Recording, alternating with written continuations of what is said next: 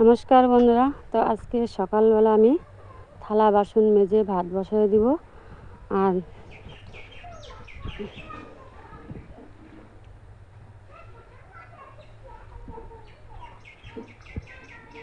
আর দেখি পাশের জমিতে জাংলা ভাঙছি, ওটাতে জাংলা ভালো করে পরিষ্কার টরিষ্কার করে তারপরে ওটাকে কী করি এখন দেখা যাক।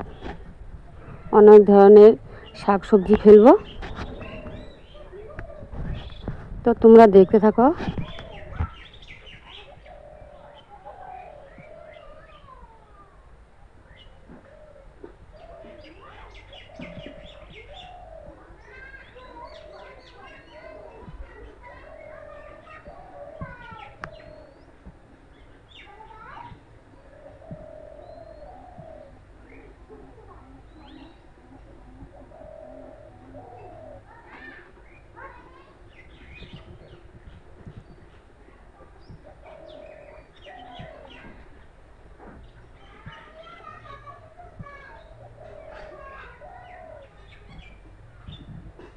আর দেখো যে পাট গাছের মাথাগুলো এনে উঠানের মধ্যে রেখেছে। এখানে ভালো মানে বেশি রোদ দিয়ে ভালো মানে একটু বেশি সময় রোদ্র দিয়ে এটা ভালো করে বাইরেতে হবে।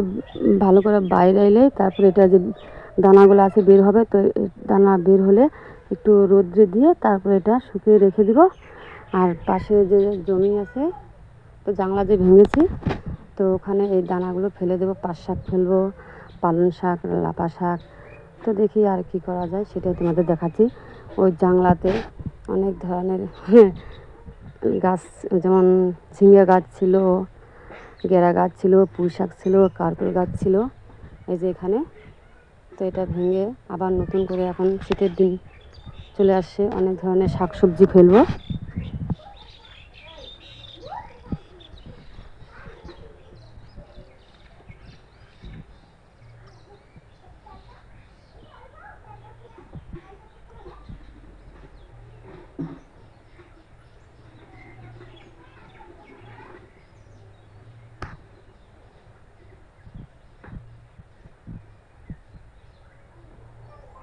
তো চলে আসলাম আমিও চলে আসলাম জাংলা ভাঙতে।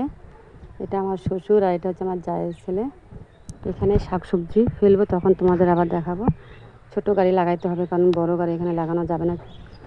একটুখানি জমি, আদা 1 পাওয়ার মতো জমি, তো এখানে অনেক ধরনের শাক সবজি ফেলবো, তখন তোমাদের দেখাবো। তো এখন তোমরা দেখতে থাকো।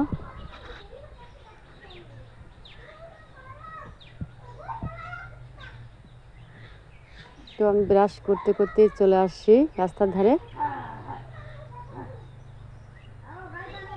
তো এই জাংলাটা যতগুলো বাঁশ খুঁটা আছে সবগুলোই আমি নিজে কেটে এই যে এখানটায় রেখে দিব।